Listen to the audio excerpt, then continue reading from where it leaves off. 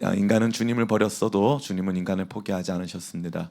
인간을 향한 주님의 사랑이 영원하고 그 사랑이 반드시 우리 가운데 성취될 줄을 믿습니다. 우리는 계속해서 창세기 말씀을 통해 하나님의 은혜를 나누고 있습니다. 그러한 가운데 우리는 지난 시간 가인과 아벨의 이야기 가운데 나타난 비극을 바라보며 인간이 가질 수밖에 없는 죄의 지배, 인간이 처해 있는 그러한 비참한 운명에 대해 함께 생각해 보았습니다. 오늘 우리는 그러한 가인과 아벨의 이야기가 점차적으로 한 개인을 넘어서서 한 가정, 또 한 민족, 한 국가로 이어지는 죄의 확대와 증가의 모습을 함께 살펴보고자 합니다. 우리는 종종 이야기합니다. 대한민국을 바라보면서 어떤 사람들은 헬조선이다, 살기 힘들다, 너무 어렵다 라고들 얘기를 하죠. 많은 사람들에게 그러면 한국 땅에서 살아가는 소망이 무엇이냐라고 말하면은 없다, 아무것도 없다, 강남에 아파트 한 채만 있으면 되겠다 하는 등등, 우리 삶에는 언젠가부터 이 땅을 살아가는 적극적이고 분명한 소망이 상실된 것 같은 모습을 많이 보여줍니다. 그것은 다름 아닌 우리가 이 땅에서 경험하고 있는 일들이 우리에게 소망을 주지 못하고 있기 때문입니다.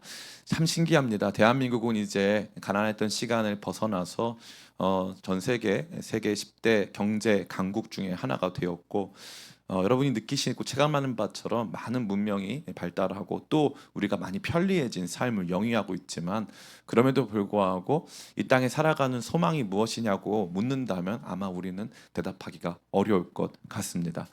나라가 좀 더 나아지고 있느냐라고 물어본다면 더더욱이 갈수록 더 어려워지는 것 같다, 또 삶이 더 팍팍해지는 것 같다라는 생각을 많이 하게 되는 것이죠.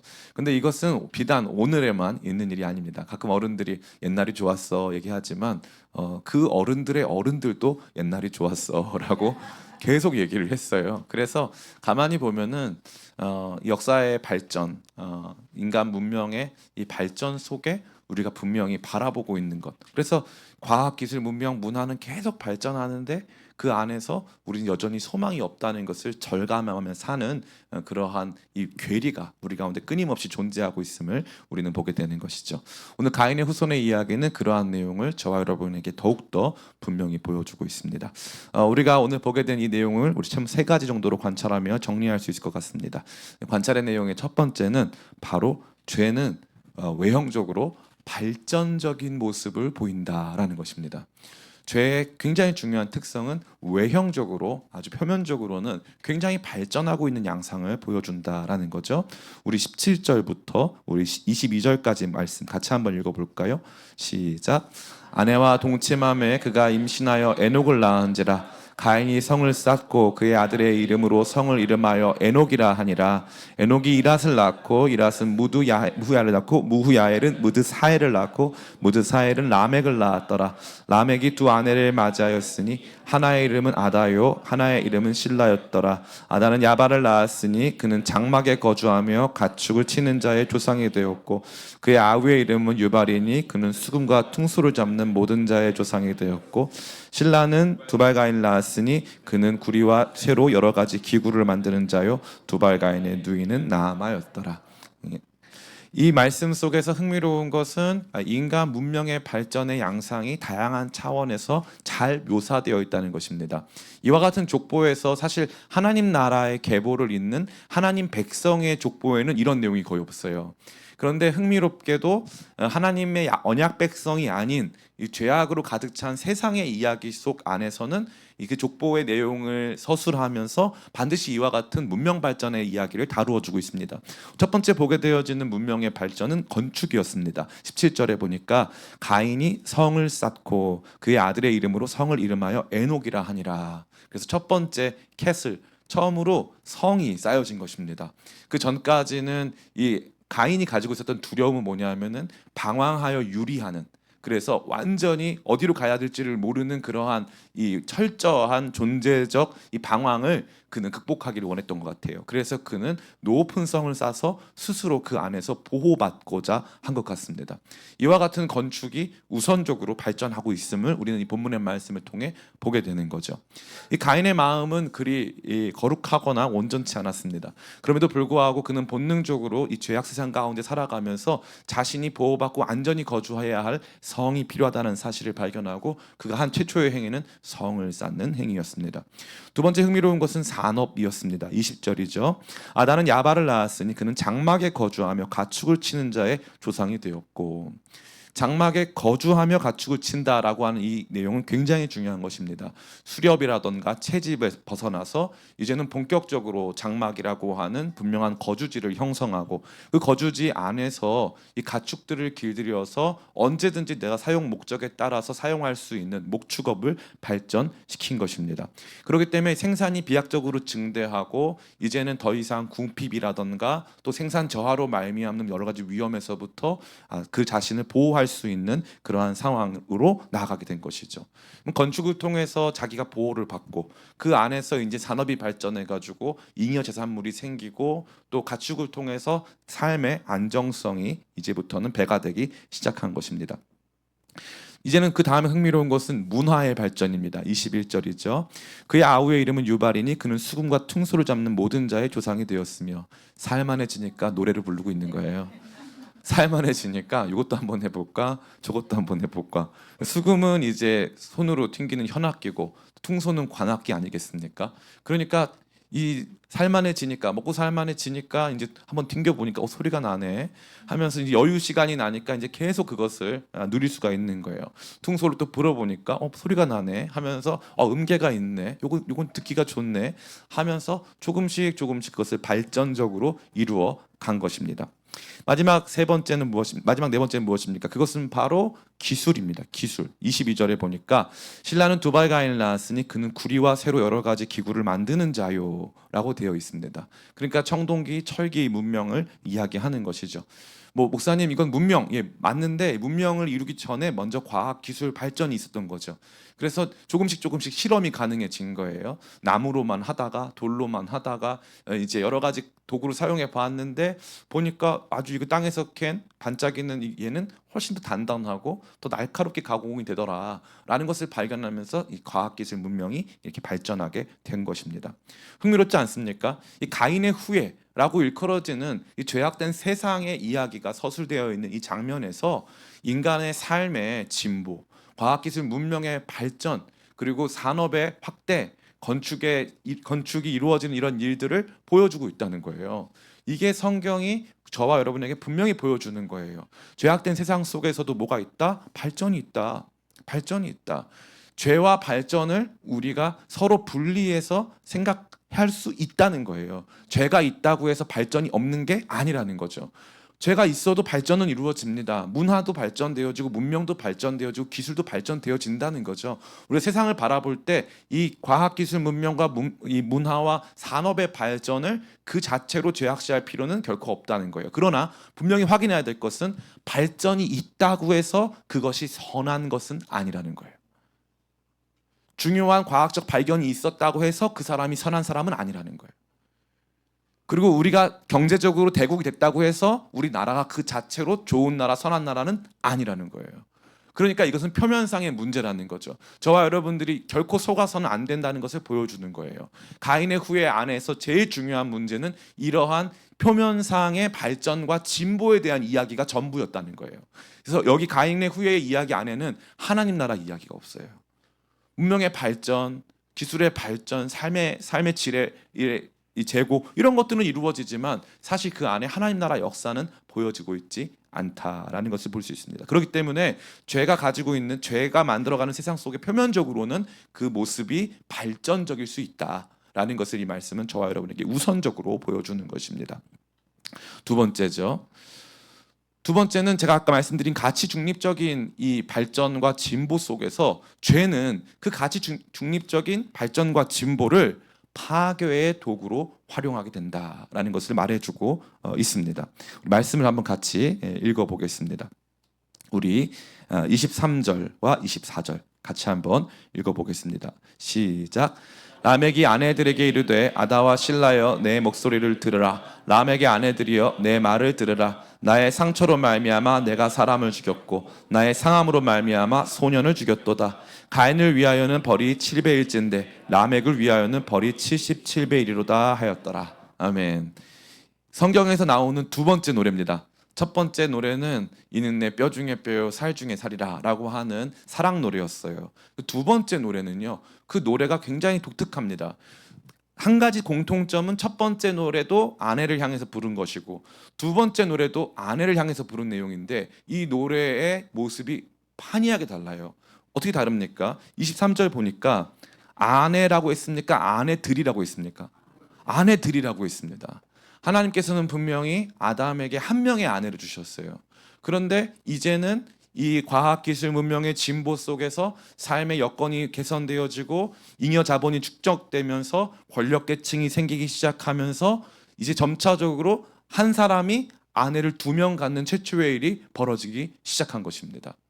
삶이 풍요로워졌으면 그 풍요로워진 삶을 함께 잘 나누면 되는데 누군가가 그 풍요로워진 삶을 독점하기 시작하고 그것을 권력으로 삼고 아내를 2명씩이나 얻게 됐다는 사실이죠. 삶이 이와 같이 발전하지 않았다면, 이렇게 안전하지 않았다면 아마 사람들은 이렇게 많은 아내를 한꺼번에 얻지 않았을 것입니다. 조금씩 발전은 누군가에게 권력이 되고 권력은 자신의 욕망을 성취하는 도구로 변질된 것입니다. 그래서 이제는 아내를 2명이나 얻게 됐어요. 그리고 나서 불러주는 노래는 무엇입니까? 라멕의 아내들이여 내 말을 들으라. 나의 상처로 말미암아 내가 사람을 죽였고 나의 상함으로 말미암아 소년을 죽였도다. 내가 사람을 죽였다라는 거죠. 흥미롭지 않습니까? 나의 상처로 말미암아 내가 사람을 죽였고 나의 상함으로 말미암아 소년을 죽였다. 그러니까 사람은 소년이고 이 상처는 조금 상한 것을 말하는 거예요. 젊은 사람이 나한테 왔는데 걔가 나를 조금 상하게 해가지고 걔를 아예 내가 없애버렸어 라고 노래하는 거죠. 굉장히 당당해졌죠. 굉장히 자기 자신의 폭력과 자신의 권력을 과시하는 노래로 변질되어 있습니다. 실제로 이러한 살인이 최초로 벌어진 것이 가인에게서부터 비롯되었고 가인의 자손에 대해 이르러서 람에게 이르러 더 이상 이러한 사륙과 살인은 그에게 더 이상 죄악으로 받아들여지지 않고 있는 것입니다. 얼마나 놀랍습니까? 삶은 발전했어요. 하나님 없이도 과학기술 문명은 발전하고 문화는 발전합니다. 노래도 부르고 도구도 만들고 성도 짓고 막 발전적인 삶을 살아요. 산업도 발전돼가지고 더 이상 동물 따라다니는 게 아니라 동물을 키우기 시작합니다. 그런데 그러한 삶의 여건이 개선되면서 자기 욕망을 충족시키고 자기 안에 있었던 작은 상처로 말미암아 누군가에게는 치명적인 고통을 주는 이와도 같은 모습이 죄의 모습이라는 거죠. 제가 말씀드린 바와 같이 기술 문명 발전은 그 자체로 죄악이라는 뜻이 아니에요. 기술 문명 발전은 그 자체로 중립적입니다. 그리고 죄악 가운데서도 그러한 일이 발생하고 그것이 표면상 제일 중요한 특징이 돼요. 그러나 죄는 그러한 것들을 자신의 욕망, 자신의 권력을 완전히 그 어떠한 장애물도 없이 구현하는 도구로 활용시킨다는 것입니다. 죄는 그러한 양상을 갖고 있다는 것을 저와 여러분이 가인의 후손의 이야기 속에서 보게 된다는 거죠. 세 번째, 이 죄의 궁극적인 속성은 무엇입니까? 죄의 궁극적 속성은 바로 교만입니다. 교만. 죄의 궁극적 속성은 바로 교만이에요. 목사님 그것을 어떻게 알 수 있습니까? 재밌게도요. 이 가인의 자손들의 이름이 매우 독특합니다. 특별히 에녹 이후의 자손들이 독특한데 이 이라시라고 하는 이 사람은 과시하다는 뜻이에요. 과시하다. 그리고 무흐야헬이라는 사람의 이름의 뜻은 하나님이 나를 때리셨다는 뜻이에요. 하나님 때문에 깨졌다. 하나님 때문에 맞았다. 그래서 여기 보니까 가인의 후예 안에는요 하나님과의 원수됨이 있어요. 하나님을 싫어하고 하나님을 마음에 두기를 싫어하고 하나님께 모든 것을 원망을 돌리고 있는 양상을 갖고 있습니다. 무흐야헬의 아들의 이름은 무드사엘인데 무드사엘은 하나님이 누구냐라는 뜻이에요. 하나님이 누구냐라는 뜻입니다. 그리고 나서 라멕을 낳았는데 라멕은 그 이름 자체가 강함이라는 뜻이에요. 강함. 내가 제일 강하고 우리는 하나님 없이도 이 일을 해냈고 우리가 제일 세고 우리는 뭐든지 할 수 있고 우리가 이 땅의 전부다 라고 말하고 있는 이 죄악된 세계가 보여주고 있는 근본적인 속성이 드러나 있는 것이죠. 죄악된 세계는 그 자체로 파괴적인 양상을 보이면서 그 내면 안에는 하나님과 대적하고 하나님보다 내가 더 우월하다고 하는 강력한 교만이 자리하고 있는 것입니다.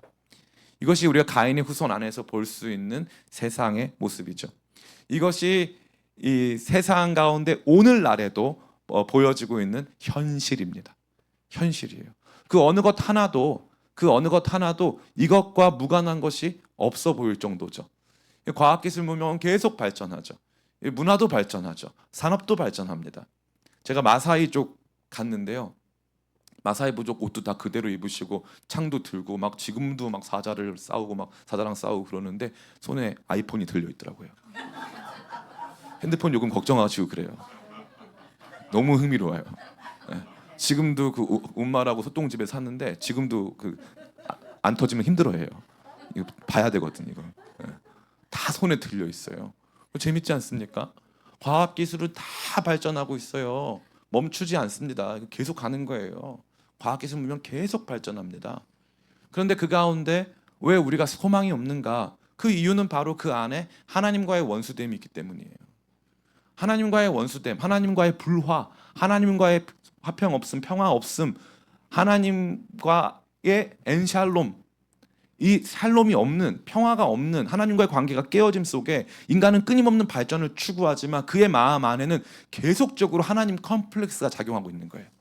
그래서 하나님이 누구냐? 하나님 때문에 다 깨진 거 아니냐? 우리가 제일 강하다. 나 할 수 있다. 하나님 없이도 멋지게 살 수 있다. 그렇게 하고 자기 욕망을 구현하는 존재로 하나님께서 주신 일반 은총적인 자연 만물과 하나님께서 주신 하나님 형상으로서의 인간의 탁월한 지성을 활용해서 자기 욕망을 끊임없이 구현하고 있는 것입니다. 이것이 우리 살아가는 세상이죠. 그러기에 이 세상에 소망이 있냐라고 물어본다면 성경적으로 이 세상에는요 소망이 없어요. 하나님 없는 세상은요 멸망을 향해서 가고 있습니다. 멸망을 향해서 가고 있어요. 여러분 보세요. 악당이 무서운 건 뭘까요? 악당인데 힘이 없어. 너무 악해. 그런데 헬스장에서 10kg도 못 들어. 그러면 귀엽죠? 악당인데 귀여워.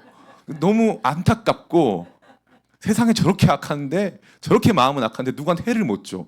그럼 그냥 짠한 거죠. 불쌍한 거지. 그렇잖아요? 그리고 또 악당인데 금방 죽어. 그냥 없어져. 예, 조금 있으면 없어질 뿐이야. 그러면 안 무서워요. 악당이 무서운 게 뭔 줄 알아요? 엄청난 능력과 죽지 않으면 무서워지는 거예요. 죽지 않으면. 굉장히 큰 두려움입니다.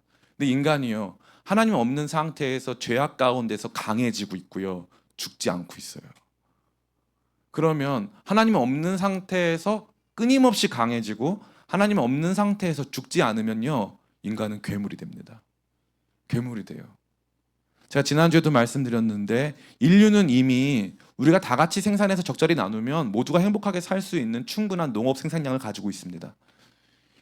인류의 모든 생산물들은요. 우리가 그것들을 공평히 나누고 사람 가운데 서로 양보하면 충분히 행복하게 살 수 있어요. 그런데 그 안에 뭐가 작용하는 거죠? 지성이 부족해서요? 과학기술 문명의 발전이 더뎌서요? 아니요. 그 안에 죄가 있기 때문에 인간의 문제는 죄의 문제입니다. 특정 정권이 국가를 전복시키고 혁명을 일으킵니다. 혁명을 일으키면 그 정권이 오랫동안 그의 선함을 계속적으로 가져갈 수 있습니까? 가져갈 수가 없어요. 이 프랑스 혁명을 일으킨 이 시민혁명군들이 시민혁명 사령관이었던 나폴레옹을 나중에 황제로 추대하지 않습니까? 황제가 없어져야 된다고 생각해서 혁명을 했는데 나중에 나폴레옹 다시 황제가 됩니다. 이게 뭐다? 이게 인간입니다. 인간의 가장 큰 문제는 죄악에 있고요. 우리가 목사님 그래도 과학 문명이 발전하고 막 스페이스X 막 로켓 타면 우주도 갔다 왔다 하고 네 맞아요. 성경이 처음부터 얘기한 거예요. 창세기부터 수천 년 전부터 얘기한 거예요. 하나님 없는 세상에도 발전은 있다고 계속 말한 거예요. 계속 말한 거예요. 그럼 인간의 진짜 본질적 문제가 뭐냐? 성경이 수천 년 전부터 말하고 있는 거예요. 죄가 문제다. 하나님과의 원수됨이 문제다. 하나님이 누구냐? 하나님 때문에 내 인생 망쳤다.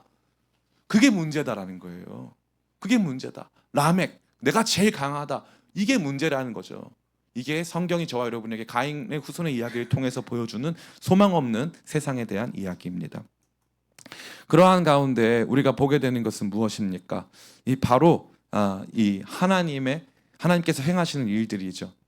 그래서 적용점 세 가지 한번 생각해 보기를 원하는데요. 첫 번째, 같이 한번 읽어볼까요? 시작. 과학기술 문명의 진보가 반드시 선한 것은 아님을 기억해야 합니다. 아멘. 방금 말씀드렸죠. 과학기술 문명의 진보가 있으니까 우리는 괜찮아. 절대 그렇지 않다는 거예요.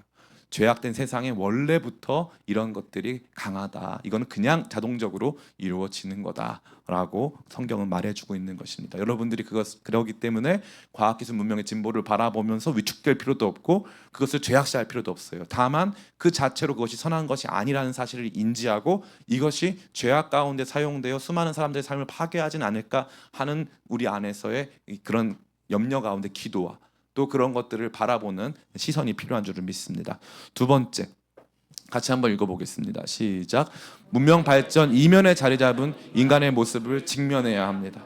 예, 우리는 그러기 때문에 세상 속에서 우리의 모습을 직면해야 되는 거예요. 우리가 이 정도밖에 안 되는구나. 이게 인간의 모습이구나. 아무리 발전해도 우리가 완벽하게 선해질 수 없구나. 인간이 대와 대를 거듭할수록 계속 세대를 거듭할수록 더 선해지기는커녕 더 악해지고 있구나라는 것을 우리는 보게 되는 거죠. 마지막 세 번째입니다. 같이 한번 읽어볼까요? 시작. 죄악 가운데서도 하나님은 새로운 사람들을 일으켜 당신의 뜻을 이루십니다. 이것이 오늘 말씀의 결론입니다. 우리 말씀 같이 한번 읽어보겠습니다. 25절, 26절 같이 읽습니다. 시작.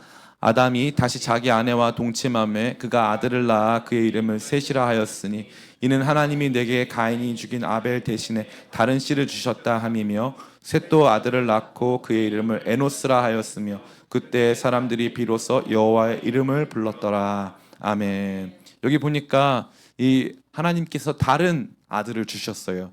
그 아들의 이름은 셋입니다. 셋이란 뜻은 하나 둘 셋이 아니고요. 이 셋이라고 하는 뜻은 보상이란 뜻이에요. 사실 보상이란 개념보단 대신이란 뜻이에요. 대신. 하나님께서 아벨 대신에 주신 아들이란 뜻이에요. 그러니까 아벨의 자손이라는 뜻이죠. 이게 굉장히 중요해요. 가인의 자손. 목사님, 아벨의 자손은 없잖아요. 맞아요. 아벨은 죽었기 때문에 아벨의 자손이 없어요. 그런데 하나님께서 셋을 주실 때 이 셋에 대하여서는 죄 없이 죽은 아벨의 후손과도 같은 아벨과의 연결성 속에서 주셨다는 거예요. 예수 그리스도와 우리와의 관계를 깊이 연상케 하는 장면이죠. 그러한 가운데 이 셋이 아들을 낳습니다. 그 아들의 이름이 에노스예요. 이 에노스란 뜻이 뭐냐 하면은 이것은 뭐냐 하면 참 재밌는 뜻인데 이것은 죽는 인간이란 뜻이에요. 결국 죽게 될 인간. 그래서 나약한, 유약한, 죽게 될 인간이란 뜻을 가진 단어가 에노스예요. 그러면 참 흥미롭지 않습니까? 자기 아들을 낳았는데 아들 이름이 나약한, 아들 이름이 언젠가 죽게 될 그런 이름으로 자녀에게 이름 붙일 사람 아무도 없잖아요. 그런데 놀랍게도 셋은 그 이름을 붙여요. 아담으로부터 지금 가인은 에덴의 동쪽으로 막 도망쳐서 성을 쌓죠. 근데 아담으로부터 배운 거예요. 우리는 하나님께 속했고 언젠가 흙은 흙으로 돌아가게 되는 존재야 라고 배운 거예요. 그래서 우리는 하나님의 심판 가운데 있고 죄악 가운데 있기 때문에 우리는 결국 흙으로 돌아가는 유한한 존재라는 것을 배운 거죠. 그러고 나니까 그때 재밌는 게 뭐예요? 26절 같이 한번 읽겠습니다. 시작. 셋도 아들을 낳고 그의 이름을 에노스라 하였으며 그때 사람들이 비로소 여호와의 이름을 불렀더라. 아멘. 흥미롭지 않습니까? 셋이 아들을 낳고 에노스라고 하였더니 그때부터 사람들이 여호와의 이름을 불렀다는 거예요. 우리가 유한한 인간이고 언젠가는 다 이 땅에서 코끝에 호흡이 끝나서 하나님 앞에 가야 하는 존재라고 하는 사실. 이 가인의 후손들이 가지고 있는 누가 하나님이냐, 내가 제일 강하다, 이게 아니라 셋의 자손에는 에노스, 우리는 유한한 인간, 약한 인간에 불과하다라고 하는 적극적인 자기 인식을 통해서 그들이 하기 시작한 것은 하나님의 이름을 불렀다는 거예요. 인간의 유한성을 자각하고 인간의 한계를 자각하고 인간 안에 있는 죄악을 자각한 사람들이 하나님의 이름을 부르기 시작했다는 거죠. 놀랍게도 세상의 이야기, 가인의 후손의 이야기는 과학, 기술, 문명, 산업의 이야기예요. 그런데 아벨의 자손, 아벨의 후에 셋의 자손의 이야기는 여호와의 이름을 부르는 신앙의 이야기, 믿음의 이야기가 시작된 것입니다. 하나님께서는요, 이 죄악 가득한 이 세상 속에서 하나님의 백성을 다시 일으키세요. 하나님의 백성들은 자기 자신을 유한한 존재로 받아들이고 우리는 하나님 없이 살아갈 수 없는 약한 존재라고 받아들이며 하나님의 이름을 부르는 것입니다. 하나님의 이름을 부른다는 것은 그 자체로 하나의 관용어예요. 무슨 뜻이냐면 기도한다는 뜻이에요. 기도한다. 하나님의 이름을 부른다는 뜻은 기도한다는 뜻이에요. 그래서 하나님께 나아가 기도하고 하나님께 나아가 엎드리고 하나님을 존중히 여기고 하나님 앞에서 살아가는 사람들이 나타난다 이거죠. 그게 누굽니까? 바로 저와 여러분입니다. 바로 저와 여러분이에요. 어두운 세상 가운데 하나님께서 두신 비밀병기, 과학기술 문명 발전이 소망이 아니라 바로 에노스, 스스로 에노스라고 칭하며 이 땅 가운데서 하나님 앞에 엎드려 하나님께 기도하고 하나님 섬기는 우리가 이 땅에 하나님께서 만드신 하나님의 소망이라는 사실을 이 말씀은 저와 여러분에게 보여주고 있습니다. 세상에 소망 없어 보이지만 교회가 소망이에요. 세상에 소망 없어 보이지만 하나님 나라 백성이 소망입니다. 목사님 그런 소리 하지 마세요. 요즘에 교회 분위기가 너무 안 좋습니다. 목사님들이 그렇게 나쁜 짓을 많이 하고요, 교회가 잘못된 일을 그렇게 많이 하는데 어떻게 교회가 세상의 소망이라고 할 수 있겠습니까? 여러분 절대 잊지 마세요. 따라해 볼까요? 교회 안에도 세상이 있다. 교회 안에도 세상이 있어요. 이거는 가톨릭 교회 때도 마찬가지였고 초대교회 때도 마찬가지였어요. 그래서 사도 바울의 편지 보면은 성경에 기록된 서신서에 보면은 교회 안에 있는 적 그리스도에 대해서, 교회 안에서 교회를 파괴하는 세력들에 대해서, 교회 안에서 많은 성도들의 삶을 유린하는 잘못된 거짓 교사들에 대해서 많이 경고하고 있습니다. 그래서 언제나 교회 안에는 알곡과 가라지가 공존하는 거예요. 교회 안에는 세상이 있어요. 세상이 있습니다. 그거 인정해야 돼요. 교회 안에 세상이 있고요. 저도 세상 될 수 있어요. 다른 목사님들 맨날 제가 신학교 때 가서 들은 얘기가 뭐냐면 아침에 이제 수업 시작할 때 교수님들은 하는 말이, 너네가 채플 끝나고 나면 하시는 말씀이, 너네가 오늘 말씀 들은 그 이상한 목사님 있잖아. 그 목사님 학교 다닐 때 기도 진짜 많이 했어. 그분처럼 깨끗한 분이 없었어. 다 얘기해요. 저는 날마다 그 말씀 앞에 서 있어요. 저도 언제 넘어질지 몰라요. 제가 누누이 말씀드리잖아요. 속초 88 생선구이 가면은 식당에 내 시작은 미약하였으나 이거 붙어 있어야 되는데 딱 가면은 계산하고 나갈 때 선즉 알거든 넘어질까 조심하라. 야, 저 식당에서 나가면서 그렇게 은혜 받아보긴 처음이에요. 나는 분명히 맛있게 밥 먹었는데 너 이제 잘 먹고 나가서 행복할 것 같지? 넘어질까 조심해라. 그런 강력한 선지자적 식당은 처음 봤어요. 정말 강하게 우리를 견책하는 그런 식당을 너무 처음 봤습니다. 너무 신기했어요. 그때 많은 이야기를 들었어요. 목사님들이 진짜 괜찮았던 분들이 넘어지는 게 순식간이라는 거예요. 어떤 목사님 책 많이 쓰신 분 계시거든요. 너무 탁월하신 분. 근데 그 목사님이 원래 이제 은퇴가 얼마 안 남았는데 그 목사님이 사라졌어요. 그냥 교회에서 사라졌어요. 속전속결로 그 목사님 그냥 이렇게 은퇴 처리 빨리 하고, 교회가 10,000명이 넘어요. 근데 목사님 사라졌어요. 어디 있는지 아무도 몰라요. 왜 그럴까요? 저도 몰라요. 근데 무슨 문제가 있었겠죠. 어려움이 있었겠죠. 저도 무서워요. 너무나 무서워요. 삶은 두려움으로 가득해요. 그럼에도 불구하고 우리가 바라봐야 될 것이 있어요. 그럼에도 불구하고 교회 안에는 세상도 있지만 교회 안에는 하나님 백성들이 있는 줄 믿습니다. 그래서 소망이 있는 거예요. 교회 안에 예를 들어 우리가 큰 이 상자가 있다고 보십시다. 큰 상자 안에 사과가 가득 담겨 있는데 몇 개 보니까 썩은 사과가 있어요. 그러면 다 갖다 버립니까? 그럴 수 없잖아요. 잘 봐가지고 보니까 괜찮은 사과, 좋은 사과가 그 안에 있는지 찾아봐야 될 거 아니에요. 보니까 있어요. 교회는 그동안 그 좋은 사과가 있다는 사실을 증명하면서 여기까지 온 거예요. 그래서 복음은 단 한 번도 작아진 적이 없고 복음의 역사는 계속 커져가고 수많은 사람들이 그 복음의 역사 가운데서 변화되는 것입니다. 사랑하는 성도 여러분, 이 땅에 소망 없다고 하지만 우리가 소망이고 우리 안에 소망이 있고 하나님께서 우리의 소망이신 줄을 믿습니다. 하나님이 우리의 소망 되시고 이 땅의 소망이시고 열방의 소망이심을 날마다 기억하고 소망 없는 이 세상에서 절망하는 것이 아니라 참 소망이신 하나님과의 거룩한 관계를 회복하며 이 땅의 소망으로 살아가게 되시기를, 소망되는 그런 교회 되시기를 예수님의 이름으로 축원합니다. 우리 잠시 같이 찬양하고 같이